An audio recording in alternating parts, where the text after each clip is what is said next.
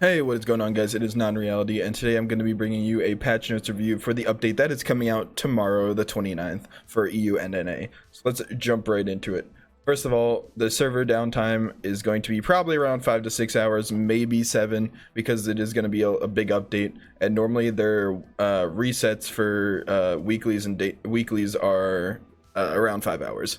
So first of all, we have the new raid is called the Jade Palace. I'm not even going to try to pronounce that because I am not Chinese.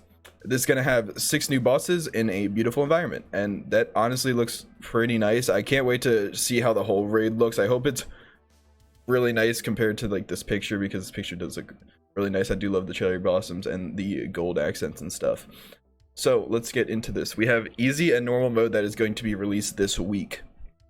Now, easy mode is going to be kind of like a trial mode. You're not going to get any gear. The difficulty is going to be really low, and you can group find it and kind of learn the mechanics to the bosses, so you can jump into normals with your group and figure it out and not have to spend 5 hours on one boss.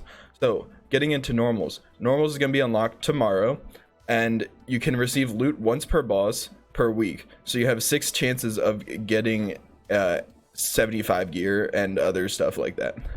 So the recommended item level is actually 55. I thought this was going to be higher. I thought it was going to be at like 60. Like I honestly thought it was just going to be you had to be 60, because 55 isn't terribly hard to get. It's like you get like half 60 gear and you're fine. So that's good for people who weren't able to grind every week for the 60 gear.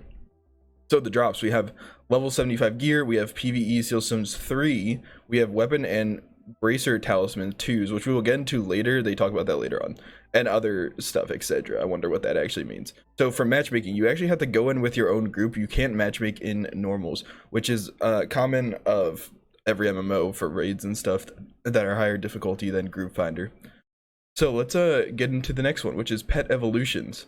So it's gonna be working as we thought. You're gonna have to spend the 1,000 mysterious parchments to upgrade your pet from 60 to, I think it was 75 understanding. So you pretty much have to craft over and over with the parchments until you reach 1,000 mysterious parchments crafted, and then that will upgrade your thing to 75, and you'll be able to craft 75 gear from there. So one thing I actually don't understand is it keeps like changing the maintenance dates, like August 5th, August 1st, 29th. So I'm guessing that they're going to do another maintenance on the 5th to do some of this more minor stuff.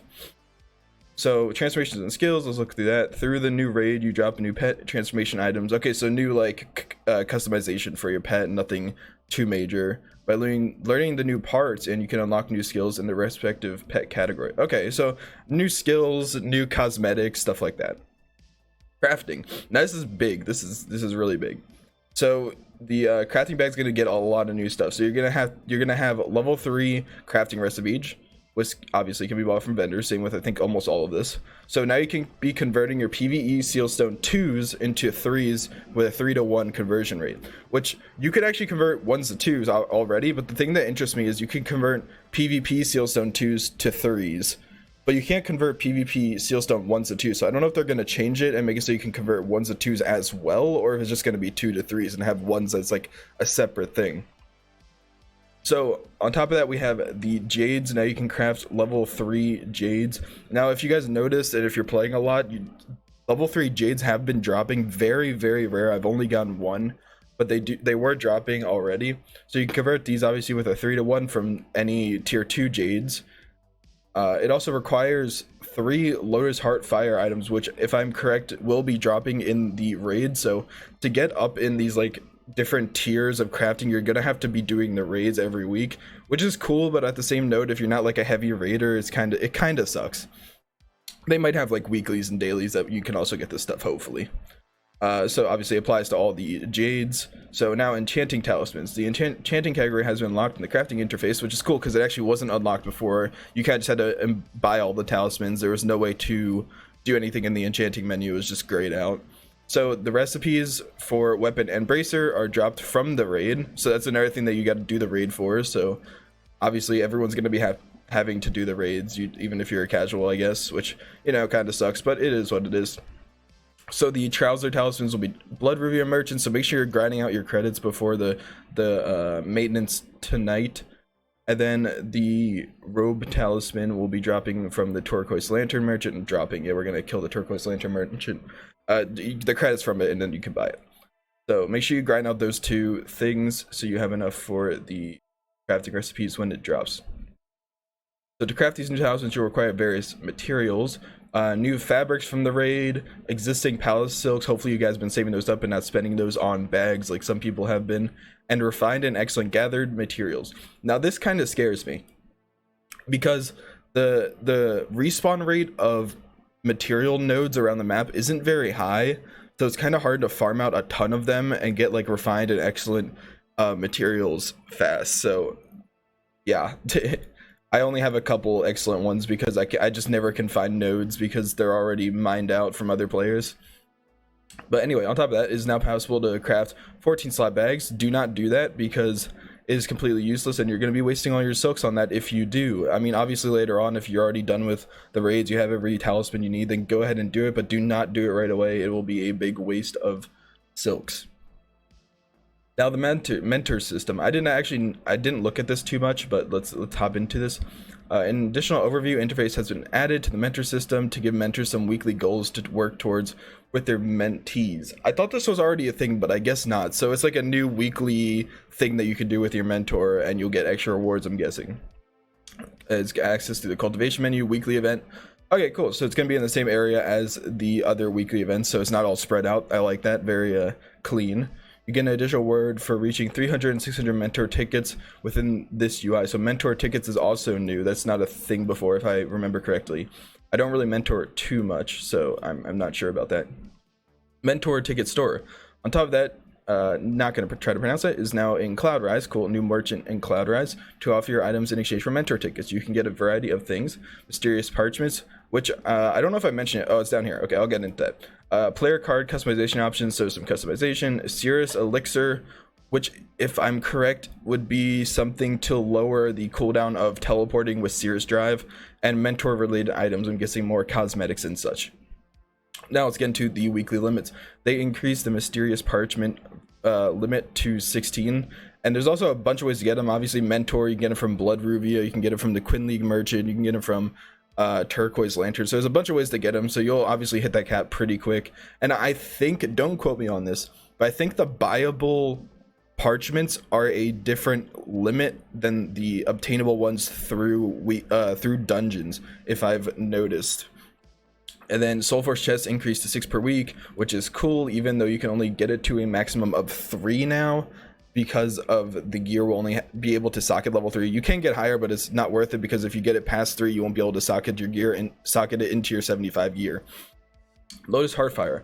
As a drop to dungeons, hard modes required for Jade 3 creation. So that's cool. They kind of made it so you still have to do the hard dungeons and the normal dungeons to get stuff to craft bigger ones. Obviously, for the normal dungeons, you'll be grinding out the mysterious parchments, the silks, and the PvE sealstone 1s to craft into 2s, which you can then craft into 3s. And on top of that, obviously, you have the Lowe's Heartfires, which you need for some of the crafting recipes. Okay, next up we have small additions. Avatars titles to the Blood Ruby and Envoy. Okay, so there's more customizable stuff. That's cool. We always like customizable stuff. So cultivation target for the version rewards, the second tier average goal has been unlocked and can now be achieved. New goals were added for this. So one thing I'm curious about with this, so I reached the like normal goal achievement right away, and then I kept doing other achievements. So I had a bunch of achievements unlocked that didn't reward me any credits towards the purple average goal. So I'm wondering if they're going to add that on afterwards, or if there's going to be enough weeklies or enough quests to get that average goal without having to like run some back or something. I'm not sure how that's going to work. I think they're just going to add in any points that you got after you unlock the blue one to get the purple one. So weekly quest, the boss for the quest training against demons will now reward you with 2 Soulforce chests. That is pretty cool, actually. I guess the more Soulforces you need to level up, they're just going to keep like increasing the limit of chests you get. Swordmaster Adventure, so the biographies have been moved into this menu now as well and can now be accessed with Control L. So I don't know if I like this. So I like the biographies menu to have its own like menu and its own hotkey and all that. But now it's in the same area as the Swordmaster Adventure. I don't know if that's going to be like cluttered or not. We'll have to see.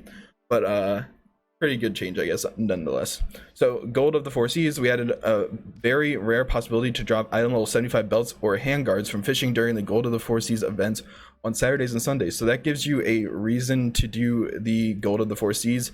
Now, I mean, I don't know why they added this, because there was already a ton of people doing it in the first place, so it's not like they needed to do it to like add more people to it. It was already a lot of people, but I guess it just gives you another incentive onto doing it. So coming up last is the bug fixes, and there's actually some pretty good ones here. So invisible NPCs was removed from the summer event. I did not notice that, but I guess that was a thing. Faction chapter in the Swordmaster Adventure is now available. I'm not sure what that entails. Maybe you're gonna have to do some sort of faction PvP events to unlock rewards for that. Can now import gear into the combination tool. I have not really touched on the combination tool. If you guys want me to make a video on it, let me know. I can kind of figure out what's what there and make a video on that as requested. The quiz event no longer incorrectly displays 75 soul forces, which is great because I was really happy when I didn't get those. Totally. So the armor merchant in Shanghai Grasslands no longer sells item level 120 equipment.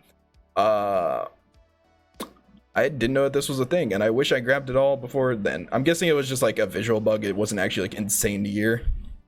Player cards now show the correct item level. That's great, because sometimes I would be in PvP and I'd try to look at a person's player card before I fought them, and it said they were like item level like 2000 something, so that's a good fix. Further adjustments to localization text, so just better more correct spelling, and obviously more grammatically correct and stuff like that, and then other minor bug fixes. And with that, we are done with the patch notes, and that is it. I hope you guys are excited for the new patch coming out. I know I am. And that's it for the video. Make sure you like and subscribe, and I will see you guys later. Peace out.